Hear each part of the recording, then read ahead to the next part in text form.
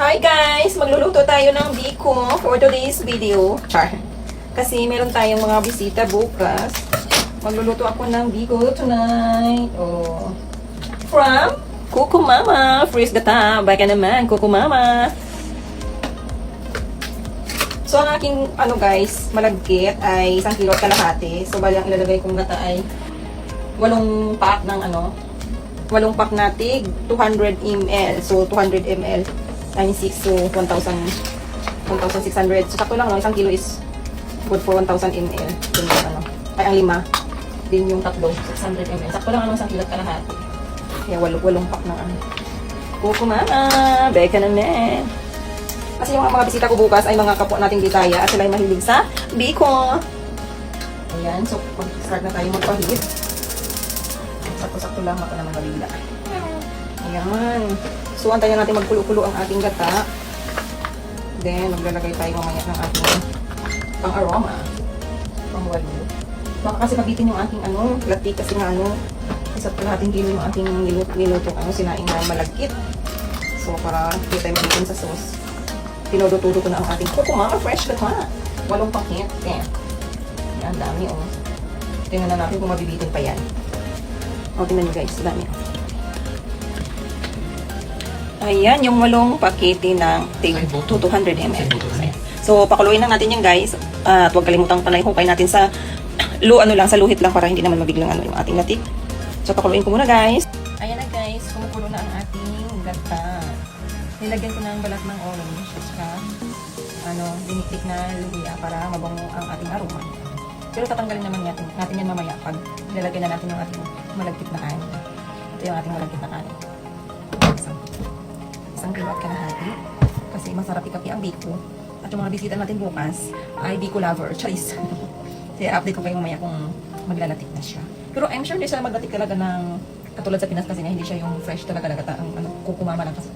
So hindi talaga ko sure kung maglalatik talaga ito guys. Basta importante masarap siya. Update ko kayo. Ayan na guys. So mukhang walang pag-asa na maglalatik talaga itong ating latik kasi nga hindi siya fresh talaga na piniga na gata. At Kuku Mama lang po ang ating ginamit. So, wimpis na yung sabaw. Kailangan na natin ilagay ang ating asukal. So, ubusin ko tong red sugar, yung dark brown. Ito, may akong dark brown. Ubusin natin ito. Sabi niyo ko sukal kunti lang ha? Saan yung dark brown? Hindi. Ayan, oo, marami akong itira dyan. Hindi ko kayo ubusin. Kasi may dark brown ako eh. Ubusin natin ito guys. Para makulay ang ating biko. Wala tayong mas kubado eh. Ito lang kasi yung pinaka-dark na nila dito sa Korea. Ito yung pinaka-dark version nila. Ng asukal nila. Ang tagal. Kailangan natin punitin. Ayan, para mabilis tayo. Diba? Tapos, meron itong konti. Ubusin na rin natin ito. Para wala nang ano-ano ating mga tira-tira. Ayan. Nilapot na siya. Parang mahirap talaga ipalatik pag hindi fresh talaga napiliga na gata. Kasi sabi ko baka hindi magkasya yung ating latik kasi impis na yung sabaw niya tsaka marami yung malagkit na kanin natin. Baka hindi magkasya yung sabaw. Yan, ilagay na natin yung asukal. Then, magdadagdag lang ako ng light na brown. Mga kalahati lang nito. Kasi nakapagdagdag na tayo ng dark brown kanina. Kalahati lang po. Then, tikim-tikim. Tingnan baka sobrang tamis na. Mamaya, magdagdag na lang ako. Baka sobrang tamis na guys. Magdagdag na ako kung kinakailangan. Ngayon na guys, nakapaglagay na tayo ng asukal. So ipapalatik na lang natin. Lakasan natin konti ang ating apoy. Sobrang hina naman para malusaw na yung asukal. Then tanggalin muna natin yung nilagyan natin kanina na pag malapot na siya. Tanggalin natin ito mamaya, itong luya, balat ng orange bago natin ilagay yung malagkit na kanin. Ayan, palaputin ko lang guys. Tatanggalin ko lang itong mga nilagay ko. Then, update ko kayo pag ilalagay ko na yung malagkit na kanin. Ayan na guys, malapot na ang ating latik. Ayan, malapot na ang asukal. Tatanggalin na natin yung nilagay nating balat ng orange at luya. Dinikdik natin. Para pagkain natin ng biko, diretso na. Kasi baka makain to ng ating bisita eh. Nilagay ko lang kasi ito guys para mabango ang ating biko. Yun diba? Mabango ang ating biko. Masarap ng ating biko. Mamaya ilagay na natin yung ating malagkit na kanin. Ayan na guys, maglalagay na tayo ng ating malagkit na bigas. Bigas kanina pala, sinaing na eh. Ito. Uy! O, diba? O, diba? O, tapos ukay-ukay. Ukay-ukay. Hanggang sa maubos yung ating isang kaldero.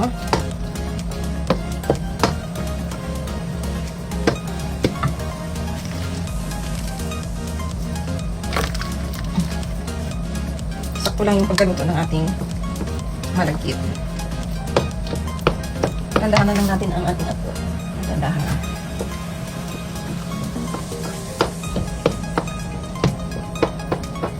Burlog na? Yan, hukay-hukay muna para ano yung sauce. Tapos lagay ulit. Repeat the process. Repeat the process. Hanggang sa maubos yung isang kalderong malagkit na kanin. Yan. Ako, buti na lang. Nagdagdag ako ng isang paketeng ano. Kung hindi, kukulangin ang ating sauce. So, sigurado ako may mabibring home pa ang ating mga bisita bukas. Medyo marami-rami ang ating ginawa. For today's ko. Ang bango ng ating aroma guys, oh. Maamoy mo yung balat ng orange luya. Maganda kasi pag nakaano lahat sa sauce yung ano. Hindi maputla. Kailangan hukay-hukayin. Yan, bago maglagay ulit. Dalawang salot ulit. Tapos ukay-ukayin ulit. Ay, pinamikit.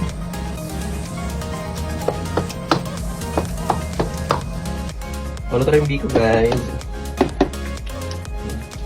Okay na lang para maano bigyan ano. Ano na ito?